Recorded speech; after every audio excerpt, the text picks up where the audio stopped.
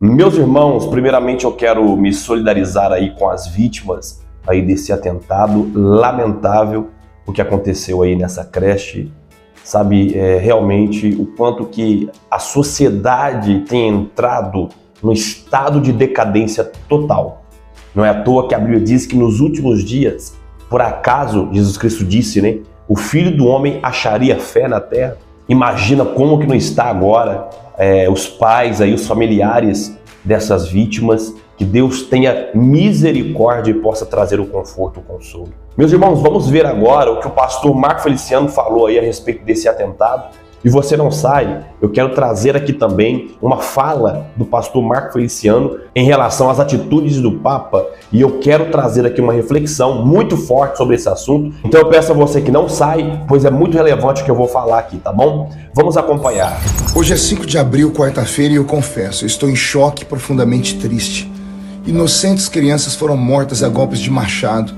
Dias atrás um aluno esfaqueou e matou a sua professora. Gente, chegamos no fundo do poço.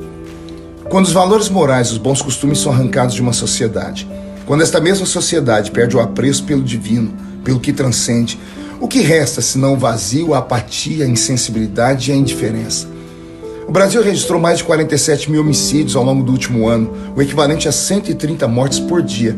O estado mais violento do Brasil fica no Nordeste, é o estado da Bahia, que registrou um total de 2.630 assassinatos nos primeiros 6 meses de 2022.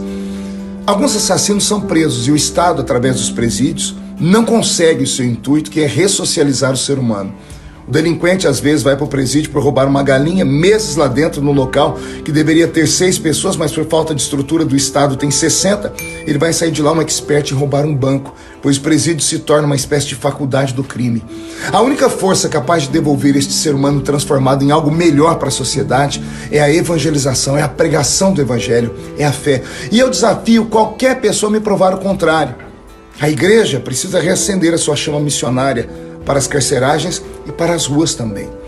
Eu fiz uma rápida pesquisa nesta manhã e descobri que já houveram no mundo mais de 400 ataques em locais de ensino contra alunos e professores. Desde que em 1960, quando Madeleine Murray entrou com um processo nos Estados Unidos para que se retirassem as orações das escolas e o Supremo americano aqueceu, houve uma mudança abrupta na cultura juvenil daquele país. O primeiro ataque em escolas americanas é registrado em 1979. O motivo? Uma menina chamada Brenda, ela estava entediada, não gostava das segundas-feiras. Dostoiévski diz que todo ser humano tem dentro dele um vazio, do tamanho de Deus. Drogas não preenchem esse vazio, sexo também não, poder e riquezas muito menos. Estava certo o romancista russo, somente Deus preenche este vazio dentro do ser humano. Que Deus preencha hoje o vazio do coração dos pais e das famílias que nesta noite, ao dormir, não terão seus filhos para abraçar. Resgatemos nossa fé urgente, povo brasileiro. Por mais Deus nas escolas, Deus nos presídios, Deus nas ruas, Deus nas praças, Deus nos hospitais, Deus nas casas e Deus no coração. Meus irmãos, eu concordo com tudo que ele falou e digo para você que é a maldade implícita no ser humano, é o ápice da maldade na carne, na natureza, já o coração totalmente dominado pelas trevas. E o que as pessoas precisam realmente é de Deus no coração.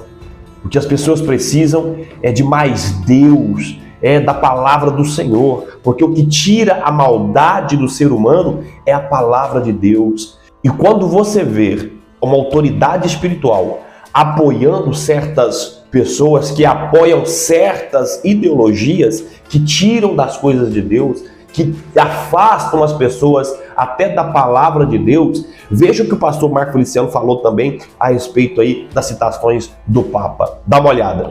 Com muito respeito aos cristãos católicos do Brasil, eu peço licença para falar. Não é a primeira vez que o Papa Francisco se revela um apoiador das esquerdas e suas nefastas ideologias. Quase sempre ele dá declarações dúbias que na sequência precisa vir a público se explicar, principalmente sobre pautas de costumes do movimento LGBT. Querendo ser de vanguarda, moderno, socialista e inclusivo, ele ameaça romper com tradições antigas. Interessante é que ele não se importa que a inflação no seu país de origem, a Argentina, chegou agora em fevereiro desse ano a mais de 102%. Parece que também não acompanhou a avalanche de corrupção que realmente se sucedeu aqui no Brasil, com o Mensalão, o Petrolão, a Passadina, nos governos Lula e Dilma. Também não deve ter tido informação nenhuma que ao longo de mais de 5 anos da Operação Lava Jato em Curitiba, foram devolvidos aos cofres públicos do Brasil mais de 25 bilhões de reais que foram recuperados por meio de acordos de colaboração premiada, acordos de leniência, termo de ajustamento de conduta e renúncias voluntárias de réus ou condenados. E então, a sua santidade, o senhor Jorge Mário Bergoglio, o Papa Francisco, vem sem embasamento algum opinar sobre um assunto que nunca teve interesse de acompanhar. Neste caso, ele não se portou como Papa, mas sim como um ativista a serviço da esquerda mundial. Sabendo da situação política do Brasil, quando ele escolhe um lado, ele acaba dividindo o catolicismo brasileiro, pois milhões escolheram Bolsonaro. As declarações do Papa foram desastrosas e desrespeitosas com milhões de católicos brasileiros que realmente conhecem a história do Brasil. Eu não vi, por exemplo, o Papa falar sobre os presos políticos que estão lá na Papuda sem um julgamento justo. Não vi ele falar sobre a diminuição de 22% dos assassinatos durante o governo Bolsonaro, nem sobre os milhões de brasileiros que durante a pandemia foram assistidos pelo governo de Bolsonaro com auxílio emergencial. Ao defender Dilma, que deixou um rombo de mais de 14 milhões de desempregados que foram parar na miséria. Ao defender Lula e Dilma de novo, ele esquece que somente no ano de 2016 tivemos no Brasil mais de 60 mil assassinatos, mais do que a guerra da Síria.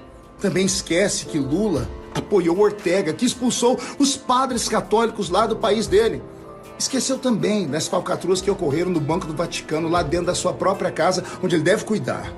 Então que Deus tenha piedade do Papa Francisco e tenha misericórdia de todos nós, brasileiros. Essa é a minha indignação. Meus irmãos, vocês concordam com o que ele falou? Eu, assim, tenho a minha opinião particular. Eu penso que realmente lamentável uma autoridade, que se diz uma autoridade de Deus, ter uma posição dessas. E nós não devemos e não podemos, como cristãos, apoiar nenhum tipo de pensamento, de ideia, que é a tal ideologia que vão nos afastar dos princípios de Deus. E nós temos visto líderes pelo mundo afora que estão apoiando regimes que são contra as coisas e princípios de Deus. Olha, só nos resta pedir mesmo e clamarmos como igreja: Maranata, venha Senhor Jesus, pois o fim dos tempos está aí. Tudo que tem acontecido, irmãos, só nos leva nós como igreja a querermos e ansiarmos a vinda do Senhor Jesus. É lamentável o que tem acontecido. Que Deus venha guardar a nossa casa, guardar a nossa família, que Ele venha guardar a nossa fé, que Ele venha nos manter acesas as nossas esperanças, que Ele traga proteção para a nossa casa, para a nossa família. Que o Espírito Santo nos guie e nos direcione até a vinda dEle, até a volta dEle. Se você gostou desse vídeo, deixa aqui a sua curtida. Você que não é inscrito no canal, se inscreva, ative o sininho das notificações para receber os conteúdos do canal, tá bom? Que Deus abençoe e até o próximo vídeo.